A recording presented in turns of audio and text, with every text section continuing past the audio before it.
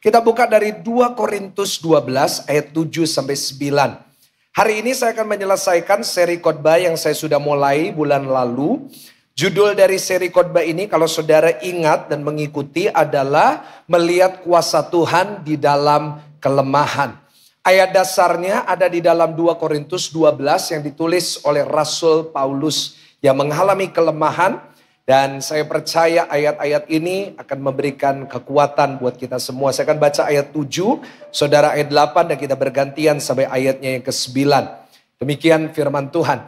Dan supaya aku jangan meninggikan diri karena penyataan-penyataan yang luar biasa itu, maka aku diberi suatu duri di dalam dagingku, yaitu seorang utusan iblis untuk mengocok aku, supaya aku jangan meninggikan diri. 8. Tentang hal itu sama-sama aku sudah 3 kali berseru kepada Tuhan supaya utusan iblis itu mundur daripadaku. Ayat 9 lebih keras, 1, 2, 3. Tetapi jawab Tuhan kepadaku apa? Cukuplah kasih karuniaku bagimu, sebab justru dalam kelemahanlah kuasaku menjadi sempurna. Sebab itu terlebih suka aku bermegah atas kelemahanku, supaya kuasa Kristus turun menaungi aku. Yang percaya sama-sama dengan saya katakan amin. Melihat kuasa Tuhan di dalam kelemahan. Saudara, selama 2 khotbah terakhir kita sudah belajar bahwa semua orang pasti punya kelemahan. Kalau Paulus kita belajar bahwa di dalam hidupnya kelemahannya adalah duri di dalam dagingnya. Kita sudah belajar bahwa semua orang punya durinya masing-masing. Kita semuanya punya hal yang mengganggu hidup kita. Setiap kita punya masalah yang merupakan hal yang menyakiti kita. Tetapi kita percaya bahwa Tuhan bisa mengubah setiap duri menjadi berkat dalam hidup kita. Boleh katakan amin? Asal kita mau berdamai dengan duri itu. Asal kita mau percaya bahwa Tuhan yang kita sembah adalah Tuhan yang selalu kasih karunia-Nya cukup bagi kita. Kita percaya bahwa kita akan lihat kuasa Tuhan di dalam kelemahan kita. Kita udah belajar 2 minggu yang lalu juga dari seorang wanita Moab yang bernama Ruth. Saudara, kita belajar dari Ruth bahwa dia pun juga punya duri di dalam dagingnya. Apa itu? Yaitu dia harus kehilangan suaminya. Dia harus kehilangan suami yang bernama Mahlon. 10 tahun mereka menikah. Mahlon meninggal tanpa dia punya anak. Dan akhirnya Ruth dan Naomi harus kembali ke Bethlehem dengan tangan yang kosong. Tetapi kita belajar bahwa kesetiaan Ruth. Dan kita lihat bahwa belas kasihan Ruth terhadap Naomi mertuanya. Itu justru yang membawa pemulihan di dalam keluarganya. Saudara, yang semestinya merupakan duri di dalam daging. Yang mestinya kita lihat bahwa mertuanya namanya Naomi yang diubah namanya menjadi Mara. Dia seharusnya menjadi duri yang sangat besar dalam kehidupan Ruth. Justru karena Ruth mau setia dengan Naomi. Mengasihi Naomi mertuanya. Apa yang terjadi? Di Bethlehem Ruth bertemu dengan Boas. Yang akhirnya memberkati dia dengan keluarganya. Bahkan melahirkan keturunan yang melahirkan Raja Daud. Bapak Ibu, dari sini kita belajar bahwa apapun kelemahan kita, apapun kekurangan, apapun duri di dalam daging kita, kita percaya Tuhan bisa mengubahnya menjadi berkat dalam hidup kita. Boleh katakan amin? Boleh kasih tepuk tangan dulu yang paling luar biasa buat Tuhan. Kita udah belajar dari Paulus, kita sudah belajar dari Ruth.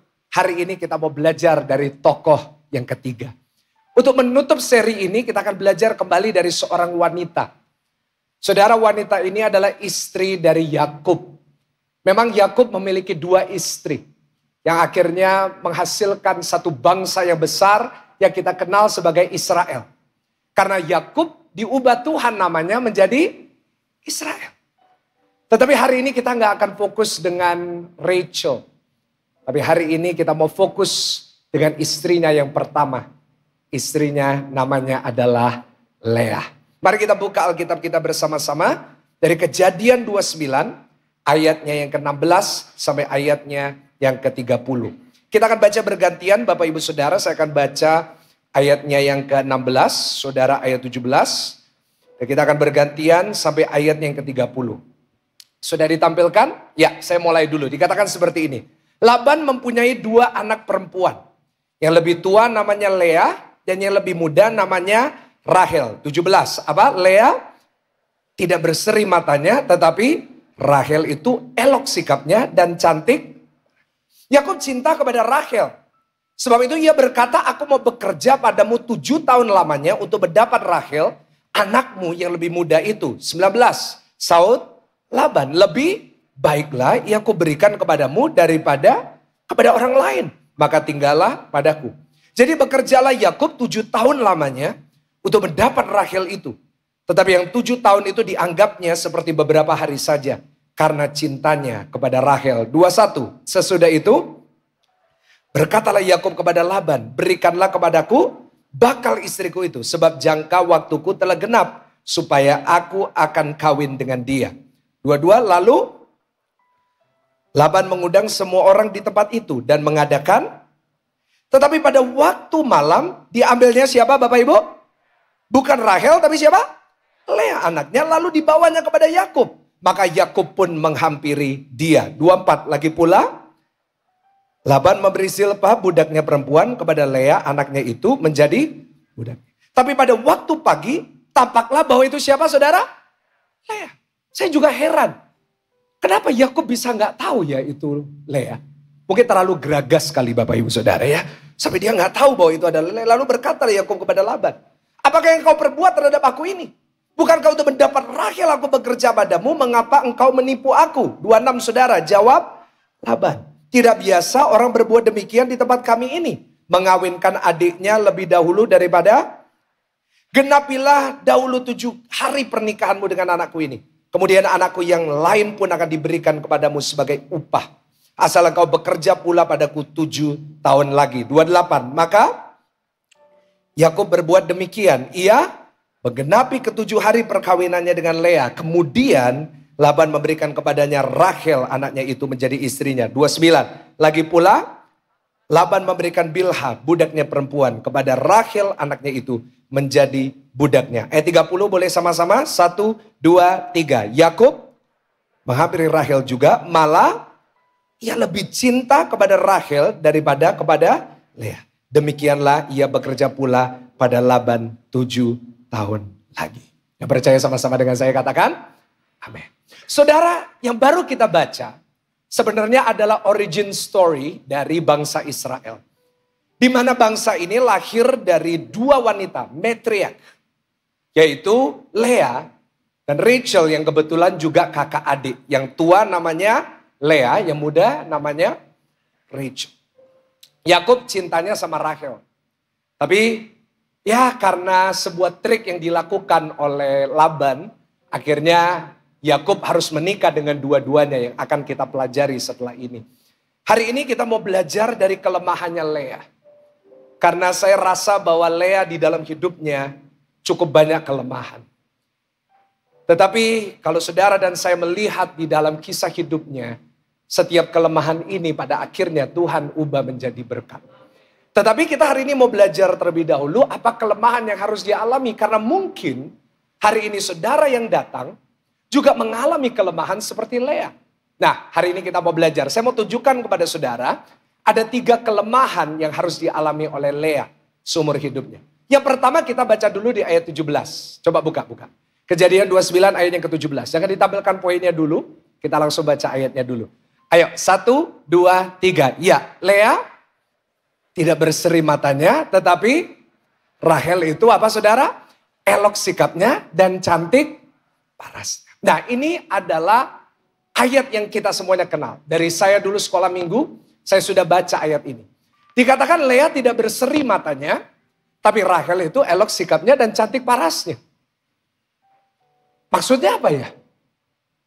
Tidak berseri matanya. Saya dari dulu penasaran dengan kalimat ini. Asumsi saya adalah Lea ini sebenarnya jelek sekali. Nah, tetapi semakin saya dewasa, semakin saya mulai belajar lebih banyak tentang kisah ini. Dan saya mulai membaca ayat ini berulang-ulang, bahkan saya mempelajari bahwa sebenarnya ayat ini sudah banyak dipelajari oleh para teolog-teolog. Dan saya membaca semua yang saya bisa dan saya membuat beberapa kesimpulan yang saya mau share kepada saudara hari ini. Dikatakan Lea tidak berseri matanya, ada yang menafsirkan seperti ini. Arti dia tidak berseri matanya adalah Lea ini sebenarnya matanya juling Bapak Ibu. Atau bahasa Jermannya kero. Ya, jadi karena itu Yakub gak suka sama Lea. Karena itu Yakub milihnya Rahel, karena Rahel ini matanya belok, matanya bagus. Nah, kenapa fokus kepada matanya? Karena orang Timur Tengah kalau lihat wanita itu berdasarkan matanya. Karena di Timur Tengah wanita kalau pakai baju yang kelihatan cuma matanya. Nah, itu dia. Jadi ada yang menafsirkan kayak gitu. Yang kedua ada yang menafsirkan tidak berseri matanya adalah Lea ini mukanya gak menyenangkan. Atau bahasa Surabaya mukanya buencek noh Bapak Ibu Saudara. Pernah gak ketemu sama orang kayak gitu? Orangnya gak jelek sih. Tapi lihat mukanya kita udah jengkel aja Bapak Ibu Saudara. Ya kan? Jam ini gak ada, jam sebelumnya banyak Saudara ya. Nah ada yang berkata not pleasant to look at. Yaitu ada yang bilang bahwa Lea ini gak menyenangkan mukanya. Bencek noh mukanya. Oke. Lalu saya mendapat satu tafsiran terbaru beberapa tahun yang lalu. Waktu saya ke Mesir.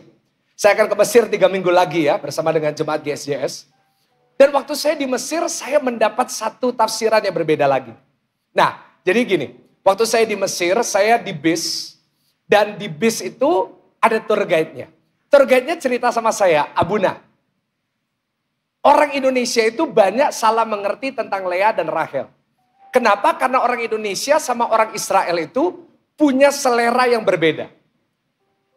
Kita banyak berpikir bahwa Rahel itu cantik parasnya itu artinya Rahel itu badannya kurus, kecil kayak kucing. Nah kayak gitu saudara ya kan. Karena itu selera orang Indonesia kan kecil-kecil gitu saudara. Padahal orang Israel itu seleranya beda. Maksudnya gimana? Dia bilang Abuna gini. Orang Indonesia sukanya kecil-kecil. Tapi selera orang Israel sukanya yang jumbo-jumbo. Loh, kenapa suka jumbo-jumbo? Karena orang Israel tinggalnya di tengah padang gurun. Nah, di padang gurun sering terjadi kelaparan. Nah, artinya kalau istrinya itu jumbo masih terselamatkan. Kenapa? Karena kalau kelaparan, yang jumbo kurus dulu baru mati. Sedangkan kalau yang kurus langsung, nah saudara ngomong bukan saya. Nah, lalu kebetulan saya waktu itu ngajak sekretaris saya yang badannya agak jumbo saudara. Dan lagi duduk di depan. Saya gak mau lihat wajahnya saudara ya. Nah dia duduk sebelah saya. Nah tour guide-nya bilang gini. Nunjuk kak sekretaris saya Bu Ira. Nunjukin gini. Oh saya sebut nama saudara ya. Di depan yang rambutnya paling berbeda sendiri. Nah nunjuk ke sekretaris saya. Yang model kayak gini Pastor. Abuna. Ini laku keras di Israel. Dia bilang gini sama saya. Yang model kayak gini. Itu emas KW-nya 10.000 unta. Saya langsung Google satu unta berapa? 20 juta. Saya langsung mikir, apa tak tinggal aja ya saudara ya. Karena paspornya di saya saudara. Jadi saya pikir gimana kalau saya tinggal aja pulang saya bangun gereja saudara ya kan. Nah ada yang nafsirkan kayak gitu. Maaf ya jangan mengundurkan diri loh ya saudara. Saya takutnya dia keluar nanti. Nah saudara banyak penafsiran. Tapi sebenarnya sederhana. Gak perlu ditafsir aneh-aneh. Karena sebenarnya yang dimaksud adalah Lea gak secantik Rahel. Karena ayat ini merupakan sebuah perbandingan. Karena Lea sih cantik. Tapi gak secantik Rahel. Dari situ saya belajar kelemahannya yang pertama.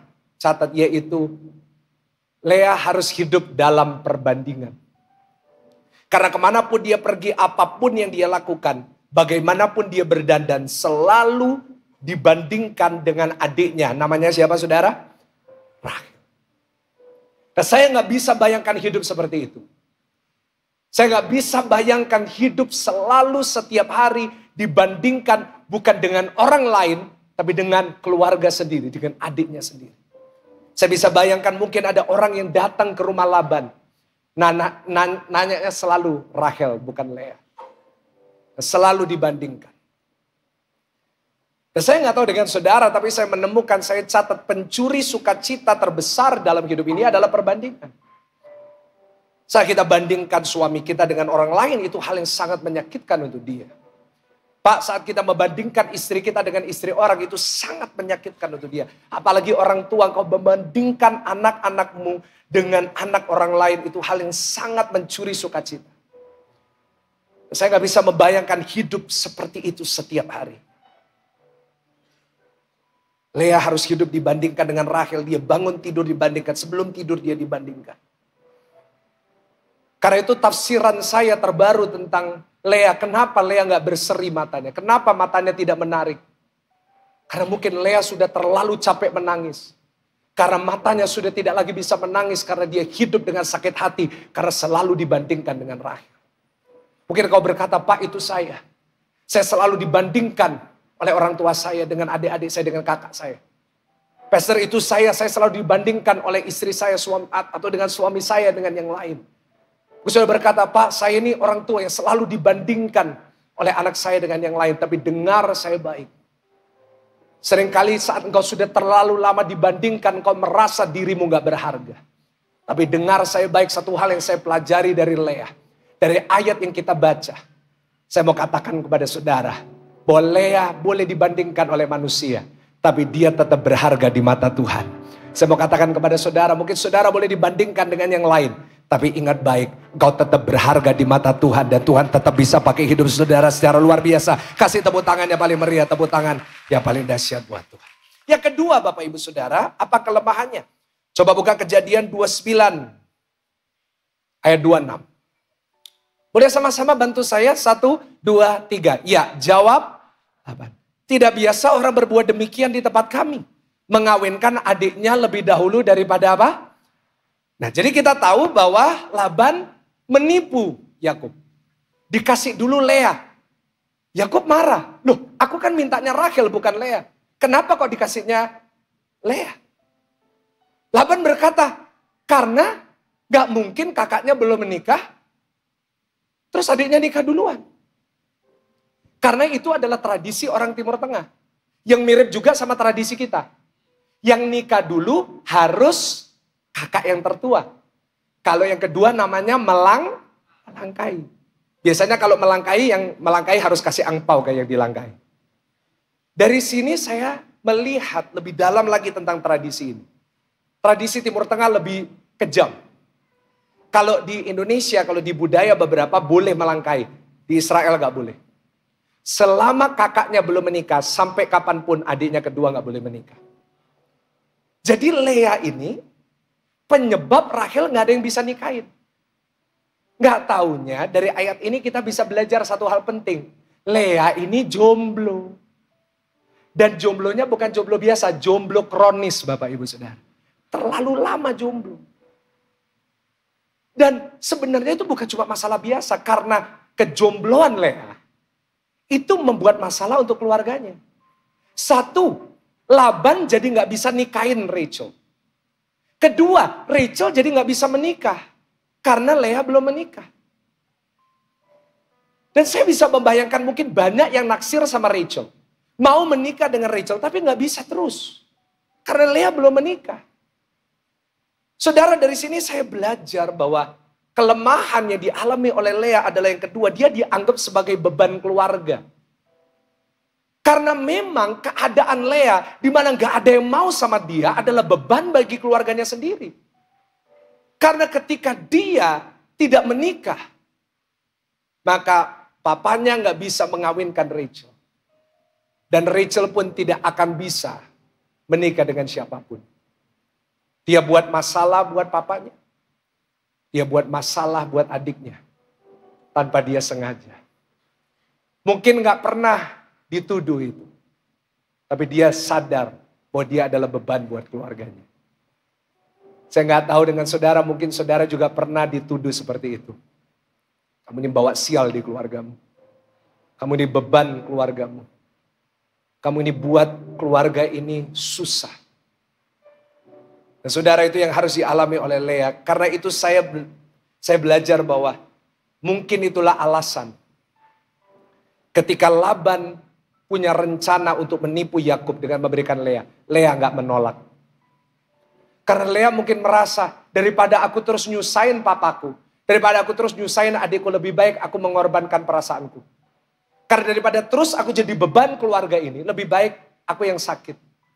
Lebih baik aku yang pergi, lebih baik aku yang rugi. Daripada terus aku jadi beban untuk keluarga ini. Itu yang harus dialami oleh Lea. Dan akhirnya apa yang terjadi? Dia merelakan dirinya, dihampiri sama Yakub. Tapi gak stop di situ. Baca ayat 25. Kejadian 29 ayat 25. Ketika dia memberikan dirinya, Lea memberikan dirinya dihampiri oleh Yakub. Besok paginya Yakub buka selimut, dia lihat itu bukan Rachel tapi Lea. Di ayat 25 dikatakan, tetapi pada waktu pagi tampaklah bahwa itu Lea. Lalu berkatalah Yakub kepada Laban, apakah yang kau perbuat terhadap aku ini? Bukankah untuk mendapat Rahel aku bekerja padamu? Mengapa engkau menipu aku? Di depan Lea, Yakub berkata, aku kerjanya untuk Rahel, bukan untuk Lea. Pernahkah saudara membayangkan sakit hatinya Lea mendengar itu? Dia ditolak secara mentah-mentah di depan papanya, di depan adiknya, di depan semua orang yang ada di pernikahan itu. Karena pernikahan itu berlangsungnya 7 hari 7 malam dan tamunya belum ada yang pulang.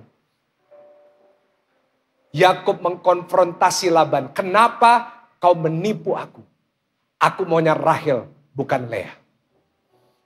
Bapak ibu saudara, dari sini saya belajar yang ketiga kelemahannya adalah dia harus mengalami pahitnya penolakan. Saya nggak tahu di sini siapa yang pernah mengalami penolakan dalam hidupnya. Saya bicara ini kepada anak-anak muda yang mungkin engkau pernah ditolak oleh teman-temanmu, engkau pernah ditolak oleh orang tuamu. Atau mungkin ada dari saudara yang pernah ditolak oleh orang tuamu sendiri dan engkau masih membawa beban itu hari ini. Inilah yang harus dialami oleh Lea. Tampilkan tiga-tiganya, dia hidup dalam perbandingan. Dia dianggap sebagai beban keluarga. Dia, bukan yang ini, kembali tetap yang tadi. No, kembali yang tadi. Yang ketiga, dia mengalami pahitnya penolakan. Inilah yang harus dia alami. Inilah yang harus dia alami setiap hari dalam hidupnya. Inilah kelemahan dia. Tapi pada akhir kisah Lea, kita belajar satu hal. Bahwa Tuhan pun bisa mengubah setiap kelemahan itu untuk mendatangkan kebaikan di dalam hidupnya. Boleh katakan amin dan kasih tepuk tangan. Yang paling luar biasa, yang paling dahsyat buat Tuhan. Tetap kuasa Tuhan dinyatakan lewat hidupnya. Dan doa saya buat saudara juga seperti itu.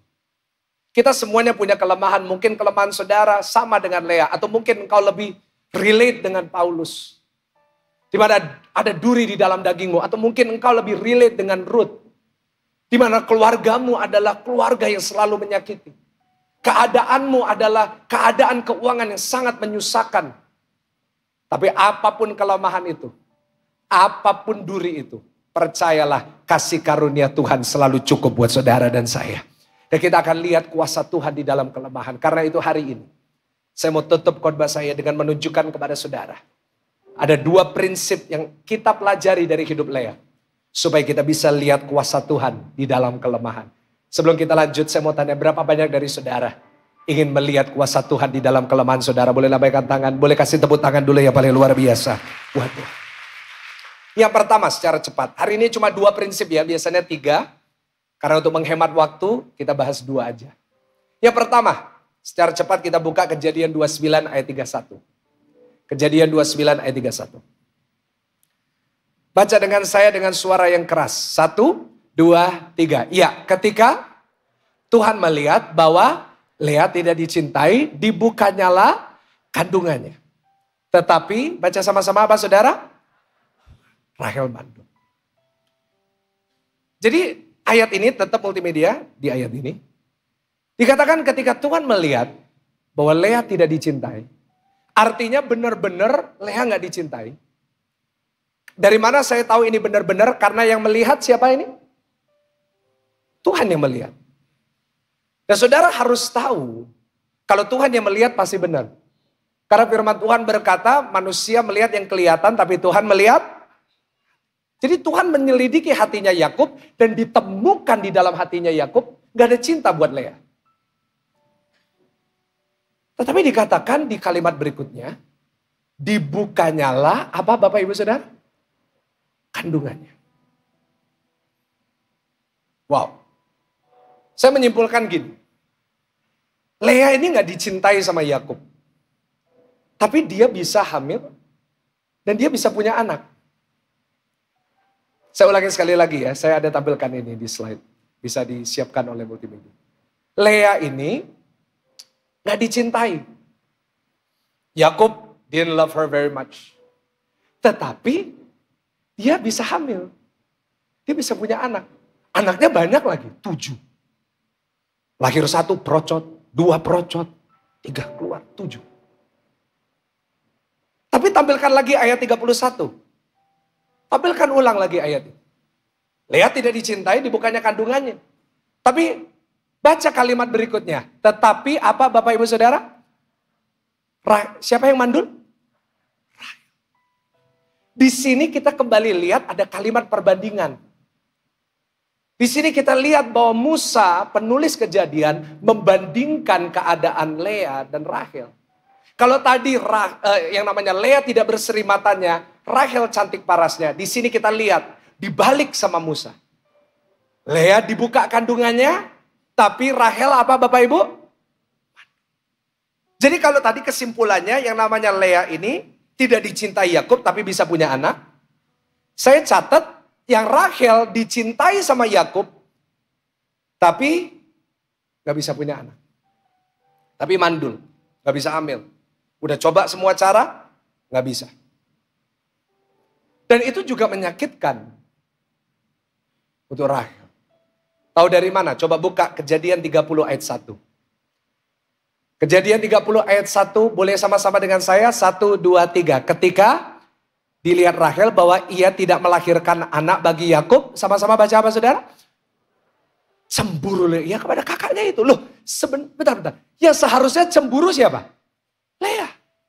Tapi di ayat ini kita juga lihat bahwa Rachel pun gak bahagia. Karena Rachel pun juga cemburu sama siapa? Lea. Itulah keadaan manusia. Kita seringkali cemburu sama orang tapi tanpa kita sadari orang juga ada yang cemburu sama kita. Lihat, orang yang rambutnya keriting dismoothing.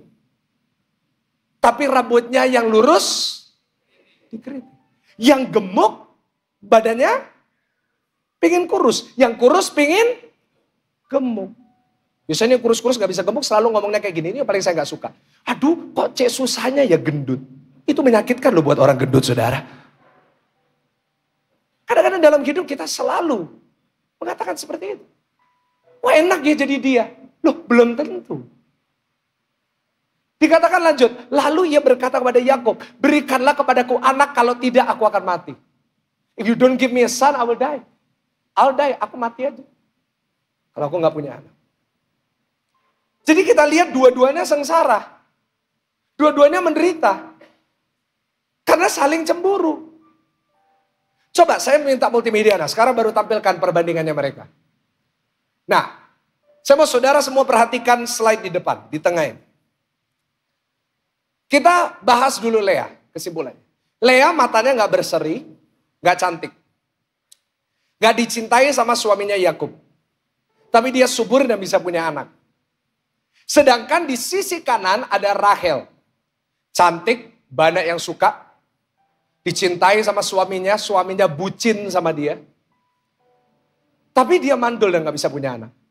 Sekarang jemaat bantu saya jawab. Kalau saudara disuruh milih jadi Lea atau Rahel? Kok gak ada yang jawab saudara? Nah sama seperti pertanyaan ini. Saya pernah tanya ini sama bapak-bapak. Pak, kalau milih istri, disuruh milih nih. Dimilih yang cuantik tapi jahat atau welek tapi baik? Pak jawab aja, gak usah takut istrinya, saya bela hari ini ya. Pak jawab Pak, milih yang cantik tapi jahat atau welek tapi baik? Jawab Pak. Kabeh milih sing elek yo. Semua elek. Oke, ada satu bapak jawabannya lebih berhikmat.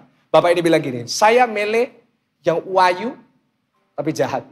Loh kenapa? Iya, karena kalau jahat Roh Kudus mengubahnya gratis. Kalau elek ngerubai larang Pak operasi plastiknya. Itu yang benar jawabannya. Itu yang benar. Oke, kita kembali ke laptop dulu. Milih jadi Lea atau Rahel? Gak ada orang ini. Pasti ada yang jawab gini, gak milih dua-dua. Aku milih Ayu dicintai suami subur. Gak fair. Gak bisa kayak gitu hidup. Hidup gak bisa gitu karena dalam hidup kita gak bisa selalu dapat semua yang kita mau. Nggak ada yang amin, nggak apa-apa. Nggak apa-apa, saya udah biasa sama jemaat GCS kok ya. Ya dari JPCC pasti kaget, karena jemaat JPCC pasti amin, amin. GCS kayak gini ya. Apa-apa Surabaya ya kan. Lebih tahan banting orangnya. Kalau saudara nggak milih, dan saudara bingung milih yang mana, artinya itulah masalah dengan manusia. Kenapa saudara nggak berani milih salah satu? Karena yang saudara lihat selalu yang negatif. Saudara tadi mau milih Lea, tapi saudara fokusnya selalu sama yang nomor 1 dan nomor 2. Wele Pak. Jelek ya. Gak dicintai suami, mau Pak? Gak mau. Terus saudara berkata, oke mungkin Rachel. Tapi saudara fokusnya sama yang nomor 3. Pak, tapi mandul Pak. Itu kan masalahnya dengan kita. Fokus kita selalu kepada yang negatif selalu. Ini eksperimen yang semua dari pagi saya khotbah sama semuanya, gak ada yang jawab. Karena semuanya selalu fokus kepada yang negatif. Kenapa gak fokus sama yang bagus? Kenapa kita gak bilang, oke aku Le aja, gak apa-apa, aku gak dicintai, tapi aku bisa punya anak. Kenapa kita gak milih Rahel? Gak apa-apa gak punya anak, tapi aku tetap dicintai, aku tetap diberkati. Karena kita selalu punya kecenderungan untuk selalu fokus kepada yang negatif. Karena itu prinsip pertama yang kita belajar Bapak Ibu adalah kita harus belajar mengatur fokus yang tepat. Ulangin sama-sama, 1, 2, 3. Belajar apa saudara? Mengatur fokus. Cablek kanan kiri kasih tahu fokus, fokus, fokus. Fokusnya harus benar. Kalau fokus salah, setiap keputusan berikutnya pasti salah. Kita ini manusia punya kemampuan untuk mengatur fokus kita. Ya gak sih? Selalu saudara kita ini bisa ngatur. Kalau kita fokusnya nggak benar, kacau semua hidup ini. Sama seperti kalau ibadah online ini, di belakang ada kamera, lalu kameranya nggak fokus ke muka saya. Muka saya blur, ibadahnya kacau pasti. Karena nggak fokus, fokusnya salah. Nah pertanyaan saya, apa fokus kita hari ini? Kalau fokus kita salah, hasilnya panik. Fokus kita salah, keputusan-keputusan berikutnya pasti salah semua. Nah saya baru ada pengalaman tentang itu. Saya dengan istri baru pulang dari liburan. Pendeta boleh liburan nggak? Kok saudara nggak rela gitu jawabnya saudara? Boleh. Boleh nggak pendeta liburan? Boleh. Puji Tuhan. Saya baru pulang dari Jepang. Ya kan? Karena saya dengan istri saya, pendeta boleh toh ke Jepang? Boleh. Saya suka makanan Jepang. It's my favorite. Saya pokoknya kalau disuruh milih makanan, pasti saya milih Jepang. Jepang. Saya dengan istri saya, dengan anak saya, Tiffany, 1 tahun. Kita berangkat ke sana ya karena menurut saya harus libur. Karena saya ini kalau nggak libur, saya ini akan menemukan segala kesempatan untuk kerja. Itu saya. Saya Senin pun saya nggak libur. Kayak besok ini saya udah full. Itu saya kerja. Karena itu saya memutuskan, oke, I have to spend time with my daughter. Dengan anak saya perempuan, Tiffany. Saya berangkat dengan istri saya. Di Jepang ada masalah. Setelah beberapa hari, kita sadar bahwa Tiffany sembelit. Sembelit itu nggak bisa pup. Mungkin bagi saudara yang mungkin anaknya udah gede mungkin udah lupa ya. Tapi bagi saudara yang punya anak kecil masih baby. Baby kita nggak bisa pup itu masalah besar kan. Waduh saya dengan istri saya, aduh gimana ya, kita coba semua kasih cara, kita kasih pisang, kita kasih semuanya. Lalu tiba-tiba beberapa hari kemudian akhirnya puji Tuhan. Keluarlah itu. Keluar. Wah very happy. Wah kita gak pernah ngerasa lebih bahagia dari itu. Wah akhirnya keluar. Nah, waktu keluar, nah istri saya seperti biasa. Istri saya itu sangat cinta sama anak saya. She loves my baby so much. Jadi setiap kali anak saya keluar itu, selalu diperiksa. Apalagi di Jepang, karena makannya kan makan makanan lokal di sana. Biasanya kalau di Surabaya kan masak sendiri, MPASI. Ini kan makan di sana, jadi takut kalau ada apa-apa. Ada yang mentah atau. Nah, lalu tiba-tiba waktu diperiksa, gak taunya itu di dalam itu ada kayak hitam-hitam yang panjang-panjang, banyak sekali. Dan kayak serabut-serabut itu banyak yang hitam-hitam gitu. Terus waktu dia lihat itu dia nunjukin ke saya.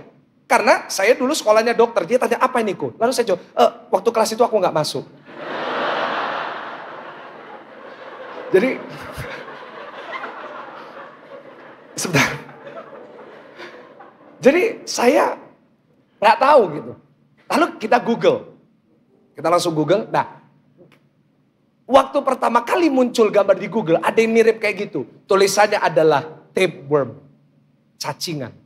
Langsung istri saya, kok cacingan Tiffany? Karena dia panik, saya juga ikut panik. Apa? Ya, jadi kita menyimpulkan dari foto satu itu, fokus kita. Cacingan. Wah. Kita bilang, wah mungkin karena ini telur ini kurang matang. Wah, kita jadi dari holiday mode jadi panic mode. Wah, kita mencoba semua cara gimana, akhirnya kita ke rumah sakit. Di Tokyo ke rumah sakit, bayangin.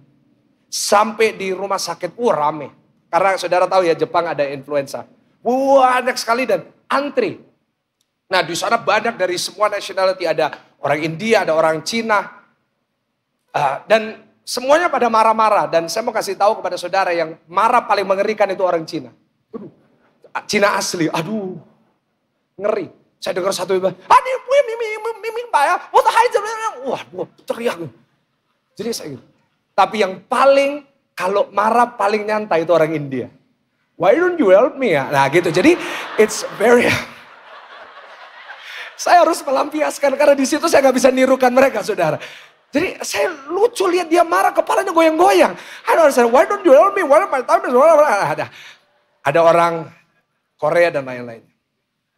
Akhirnya giliran saya. Nah masalahnya di sana adalah orang Jepang itu nggak bisa ngomongin Inggris kan. Ngomongnya cuma bisa, nah masalahnya saya nggak bisa bahasa Jepang, saya lupa belajar. Jadi saya nggak tahu, saya di sana tuh cuma taunya arigatou gozaimasu. Nah saya cuma taunya itu. Nah lalu saya mulai komunikasi dengan dia. Kata lain yang saya tahu, saya cuma tahu arigatou gozaimasu sama kedua. Nah di Jepang itu kan saya gendong anak saya, kemanapun gendong anak saya. Nah orang Jepang itu kalau lihat anak kecil lucu itu mereka selalu ada satu kata. Ada yang tahu kata apa? Nah itu benar. Jadi setiap kali saya membawa anak saya gini, ada orang toko gini, kawaii. Jadi saya cuma dua kata yang saya tahu. Arigatou gozaimasu dan kawaii. Tapi kan nggak mungkin saya ke susternya, kawaii. Nah kan nggak mungkin. Nggak bisa. So I try to talk in English. Excuse me, could you help me? My daughter has worms. Dia bilang, worm? What worm? I said, worm. Saya bilang, worm. Kita nggak bisa ngomong. Akhirnya saya Google Translate. Dia ngomong, oh worm. Yes, worm. Oke. Akhirnya dia telepon, saya tunggu. Lama bang. Lalu saya mulai emosi. Karena saya panik kan. Anak saya, istri saya panik. Wah saya tambah emosi. Saya bilang, come on, my time. Dia bilang, kita gak bisa ngomong kayak monyet gitu. Gitu. Jadi kita komunikasi seperti Adam dan Hawa dulu mungkin sama. Nah akhirnya dia bilang gini, oke, but expensive. Oh dia gak ngerti kata lain tapi expensive tahu ya kan. Expensive. Saya jengkel denger gitu, saya udah nunggu lama. Expensive saya bilang, it's okay, I pay. Michael Gunawan. Tapi tiba-tiba Roh Kudus ngingetin saya. Tanya Opiro, ojo gaya. Saya mulai dari nada saya tinggi, saya mulai turun. How much? Terus dia nunjukin kalkulator, dia tunjukin saya. Ketemu dokter berapa? Tunjukin 17 juta. Saya langsung, arigatou gozaimasu, kawaii. Saya langsung pergi bawa. Saya langsung balik ke hotel, saya bilang sama istri saya, ini anak gembala, pasti aman, gak ada cacing. Dalam nama Yesus pergi. Nah, terus kita tenang. Akhirnya kita dapat hikmat. Kalau tenang itu dapat hikmat. Akhirnya kita dapat hikmat untuk chatting di Halodoc. Ya toh, yang punya Halodoc ya, kalau nonton boleh di endorse. Nah, saya chatting di Halodoc, ketemu satu dokter anak, pengalaman kan tulisannya berapa 29 tahun. Saya tanya sama saya fotoin, wah dok ini cacing obatnya apa gini. Tadi iyalah pak, ini bukan cacing, ini serabutnya pisang. Alah, jadi saya kasih makan dia pisang terus karena sembelit, keluarnya pisang. Untung gak habis 17 juta karena pisang, Bapak Ibu Saudara. Nah, jadi gini. Kadang-kadang dalam hidup, kita tuh harus belajar mengatur fokus kita ke tempat yang benar. Boleh katakan amin? Kita harus belajar untuk mengatur fokus kita terhadap dari negatif ke positif. Stop selalu lihat yang negatif. Coba cari yang positif. Coba cari daripada kita fokus kelemahan terus, fokuslah kepada berkat Tuhan. Ada amin? Daripada kita fokus bersungut-sungut, fokuslah untuk bersyukur. Kita harus merubah fokus kita.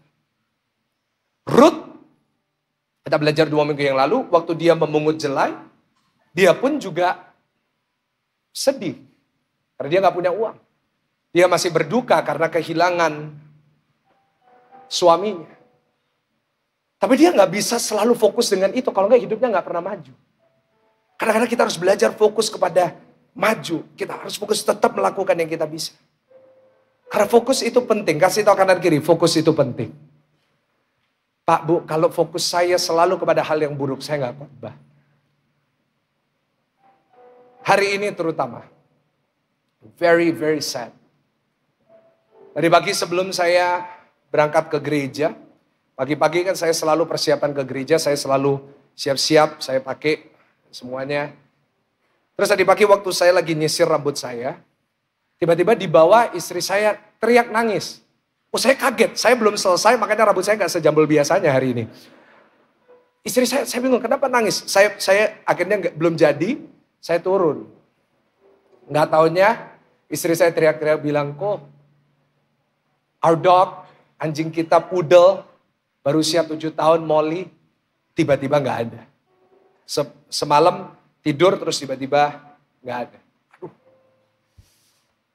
Jujur saya sangat-sangat sedih. Kalau saya mau fokus sama itu, saya nggak khotbah hari ini.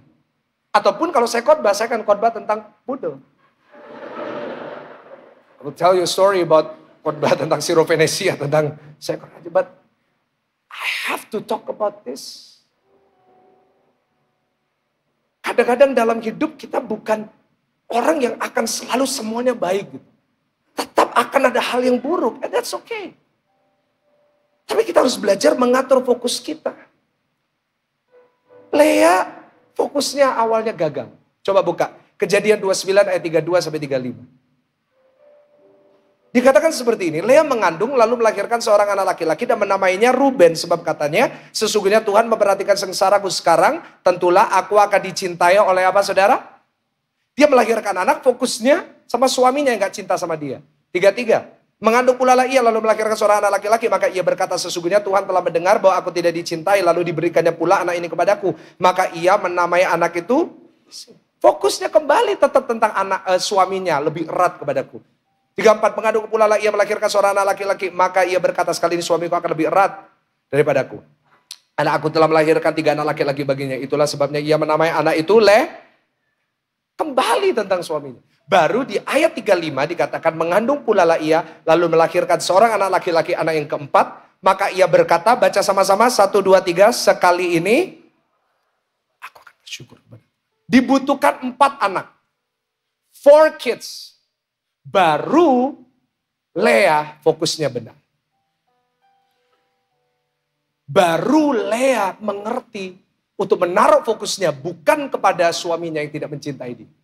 Tapi fokusnya kepada berkat bahwa dia bisa punya anak. Dan dia harus bersyukur kepada Tuhan. Seringkali kegagalan kita untuk fokus kepada berkat yang Tuhan beri. Menjadi penghalang kita untuk bisa bersyukur. Kenapa orang Kristen zaman sekarang lebih susah bersyukur daripada dulu? Kenapa pada orang Kristen hari ini susah untuk mengucap syukur atas setiap berkat Tuhan? Karena fokus kita selalu dengan apa yang kita gak punya. Fokus kita selalu kepada apa yang kita gak bisa. Fokus kita selalu kepada bagaimana menyenangkan orang. Bagaimana dapat like lebih banyak. Bagaimana dapat follower lebih banyak. Bagaimana hidupku bisa kelihatan lebih keren daripada orang lain. Bagaimana hidupku bisa dipandang lebih eksis daripada orang lain. Sometimes. Kita gak boleh fokus terus dengan itu. Kalau saudara punya ambisi, that's good. Kalau saudara punya impian, kalau saudara punya cita-cita, itu semua bagus. Tetapi seringkali ada kalanya dibutuhkan waktu untuk kita fokus kepada semua yang Tuhan sudah kasih. Karena kita bisa lihat dan saat kita hitung berkat kita satu-satu, kita bisa sadar bahwa apa yang Tuhan berikan lebih dari cukup dan sangat luar biasa dalam hidup saya. Boleh kasih tepuk tangan yang paling meriah, tepuk tangan yang paling dahsyat. Fokus sama berkatnya. Kasih tahu kanan kiri, fokus sama berkatnya. Pak, Bu, kalau kita cari yang negatif, pasti kita nemu yang negatif. Saya ulangi sekali lagi, kalau kita fokus dengan yang negatif, pasti kita menemukan yang negatif. Kita mau cari yang negatif tentang suami kita, pasti engkau akan menemukannya, Bu. Kalau kita mau lihat cari yang negatif dari istri kita, pasti kita menemukan, Pak. Kalau kita mau fokus yang buruk, yang negatif tentang orang tua kita, you will find it. Karena orang tua kita punya banyak kekurangan. Kalau kita melihat anak kita dan kita lihat kekurangan mereka, kita lihat negatif mereka sangat banyak sekali. Kita akan menemukan karena firman Tuhan berkata siapa mencari dia pasti mendapatkan. Tapi begitu juga dengan yang positif. Kalau kita cari yang positif pasti kita bisa menemukannya. Tergantung saudara mau fokus yang mana. Saya belajar bahwa dalam hidup kita harus mengatur hidup kita. Untuk selalu fokus dengan setiap berkat, setiap hal yang baik yang Tuhan berikan kepada kita. Boleh katakan amin? Kamera ini didesain oleh penciptanya. Dengan satu fitur namanya autofocus. Supaya apa? Setiap kali saya gerak ke kanan, maupun saya gerak ke kiri, apapun yang saya lakukan, ke kanan, ke kiri, saya boleh ke kamera 6 contohnya. Mungkin bisa ditampilkan, saya bisa ke kamera samping, kamera 1. Semuanya akan fokus. Kenapa? Karena ada fitur autofocus. Kenapa? Karena pencipta kameranya, desainer kameranya mendesain kamera ini. Untuk begitu dia nyala, dia selalu fokus dengan subjek yang harus dia fokuskan. Tahukah saudara, kita semua ciptaan Tuhan. Kita semua didesain oleh Tuhan untuk selalu lihat berkat Tuhan. Nah, kalau engkau bangun pagi, ayo kita biasakan atur fokus kita. Syukuri apa yang Tuhan berikan. Berdoa untuk apa yang Tuhan belum berikan. Karena apapun yang Tuhan berikan, dan termasuk apa yang Tuhan belum berikan, semuanya ujungnya pasti mendatangkan kebaikan bagi orang yang percaya. Boleh katakan amin? Kasih tepuk tangan yang lebih dahsyat. Pemain musik silakan naik. Dan yang kedua yang terakhir, Kejadian 29 ayat 35. Kejadian 29 ayat 35. Karena ayat terakhir boleh baca sama-sama. Ini sudah khotbah saya yang kelima, jadi suara saya udah mau habis. Bantu saya, 1, 2, 3. Mengandung, lalu, laki-laki. Maka ia berkata, apa saudara? Sekali ini aku akan bersyukur kepada Tuhan. Itulah sebabnya ia menamai siapa? Anak itu siapa? Sesudah itu ia tidak melahirkan lagi. Anak keempat. Memberi 4 anak laki-laki untuk Yakub. Tapi tidak dicatat Yakub cinta sama dia. Kadang-kadang kita udah berusaha, kadang-kadang kita udah lakukan yang terbaik. Tetap kita gak bisa nyenengin semua orang. Tetap kita gak bisa dapat kasih sayang dari semua orang. Dan bahkan saya singkatkan buat saudara, saya simpulkan buat saudara. Sampai akhir hidup Lea, dia gak pernah merasakan cinta yang sesungguhnya dari Yakub. Karena Yakub cintanya bukan kepada Lea, tapi kepada siapa? Rahel. Dia ngalamin penolakan seumur hidupnya. Meskipun dia udah memberikan 4 anak untuk Yakub, tetap dia ditolak. Tetapi itu tidak menghalangi rencana Tuhan dalam hidupnya. Karena di ayat 35, tampilkan lagi ayat 35. Dikatakan itulah sebabnya ia menamai anak itu siapa Bapak Ibu Saudara? Kok rasanya kita pernah dengar nama itu? Buka Matius 1 ayat 1 dan 2. Tampilkan. Matius 1 ayat 1 sampai 2. Perjanjian baru dimulai dengan ayat ini. Inilah silsilah Yesus Kristus anak Daud, anak Abraham. Baca ayat yang kedua. 1, 2, 3. Abraham memperanakan Ishak, Ishak memperanakan Yakub, Yakub memperanakan siapa? Yehuda anak dari siapa? Lea. Artinya Yesus Kristus juru selamat dunia lahir dari seorang wanita yang seumur hidupnya ditolak oleh suaminya. Dari sini saya belajar prinsip yang kedua, catat baik-baik. Bahwa penolakan pun bisa dipakai oleh Tuhan. Karena penolakan Yakub terhadap Lea tidak membuat dia jadi pahit. Tapi dia melahirkan anak yang bernama Yehuda. Dan akhirnya penolakan itu dipakai oleh Tuhan untuk melahirkan juru selamat di dunia ini. Kasih tepuk tangan yang paling meriah, tepuk tangan yang paling dahsyat. Mungkin kau pernah dikhianati, mungkin kau pernah ditolak, mungkin kau pernah mengalami hal-hal yang kau tidak inginkan. Tapi ingat baik, penolakan pun bisa dipakai oleh Tuhan. Ada amin? Tuhan itu sepanjang Alkitab kalau kita perhatikan suka memakai orang yang ditolak sama manusia. Saya ulangin sekali lagi. Di dalam Alkitab Tuhan selalu suka memakai orang yang apa? Bapak Ibu ulangi dengan saya. Contohnya Daud. Daud ditolak sama kakak-kakaknya, ditolak sama papanya sendiri. Anak nomor 8 gak dihitung waktu Samuel datang. Nabi Yeremia ditolak oleh bangsa Israel. Musa ditolak sama bangsanya sendiri. Karena itu gak kebetulan kejadian ditulis oleh Musa. Dan Musa lebih banyak menulis tentang Lea. Kenapa waktu Musa menulis tentang Lea begitu dalam, begitu detail, lebih banyak tentang Lea daripada Rahel? Karena Musa tahu rasanya ditolak. Karena Musa bisa relate. Bahkan saudara perhatikan, juru selamat kita yang bernama Tuhan Yesus, dia pun pernah ditolak di Nazaret. Nazaret adalah tempat dia bertumbuh besar selama 30 tahun. Satu hari dia kembali ke Nazaret. Dia kembali ke Nazaret. Dia mau datang ke teman-temannya. Dia mau memberkati mereka. Dia mau mengadakan mujizat di Nazaret. Tapi Yesus pun ditolak di Nazaret. Orang yang seharusnya menghargai dia. Orang yang seharusnya dia kasihi. Justru yang menolak dia. Kenapa Yesus pun juru selamat kita harus ditolak? Sederhana. Dan puncak penolakannya adalah di atas kayu salib. Dia ditolak oleh semua manusia. Firman Tuhan berkata tidak ada satupun yang mau melihat dia. Kenapa dia ditolak? Supaya saudara dan saya yang percaya kepada dia, kita tidak lagi perlu ditolak.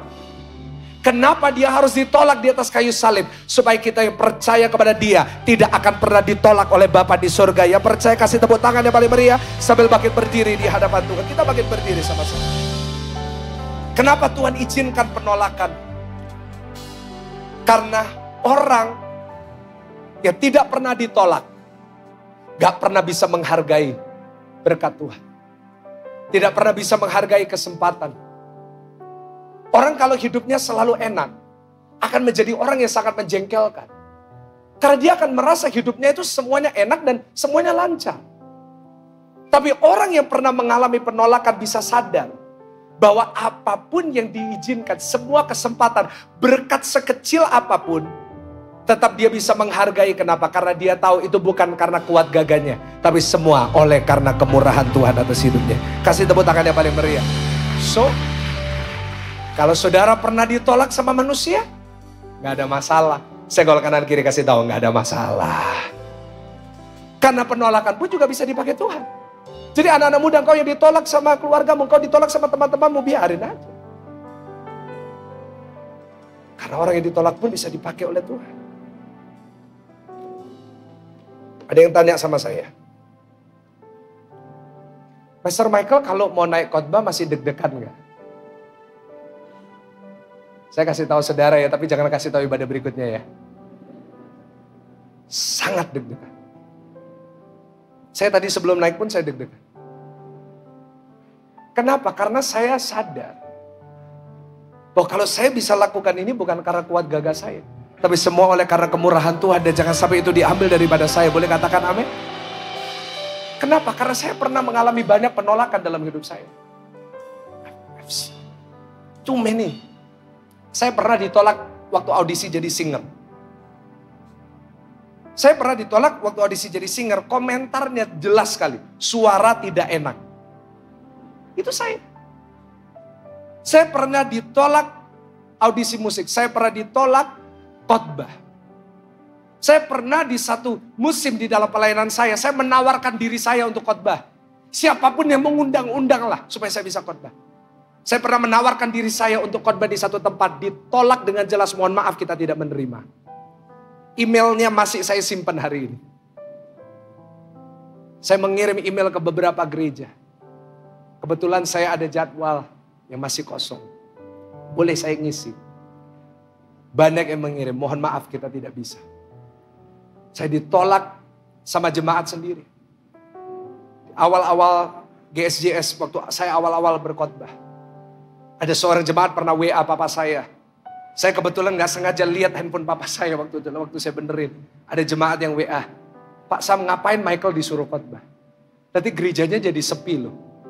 Pak Sam, ngapain yang masih muda? Terlalu muda dia. Khotbahnya gak enak. Jangan dipakai.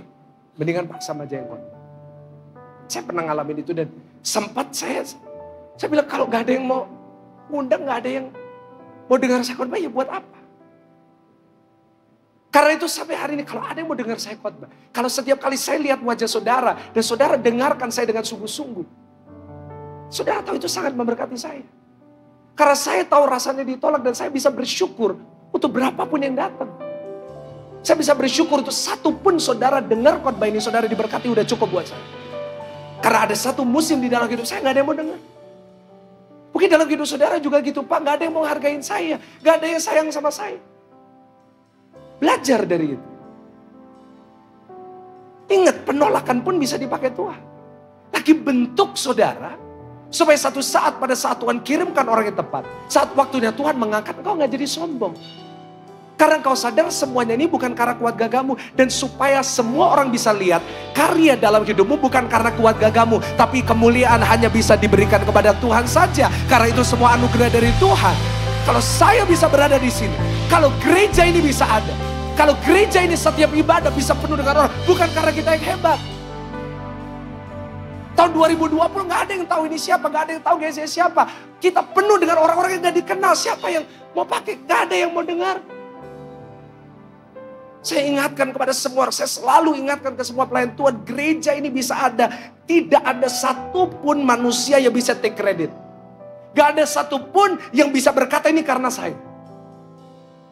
Karena gereja ini bisa ada, GSJS bisa ada. Semuanya oleh karena kemurahan Tuhan.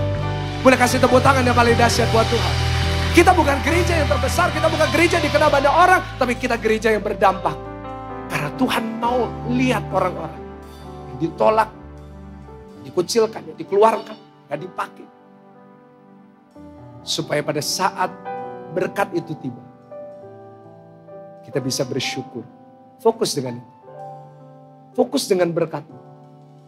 Bukankah sudah terlalu banyak berkat Tuhan dalam hidup? Bukankah sudah terlalu banyak anugerahnya dalam hidupmu untuk engkau bersungut-sungut setiap hari?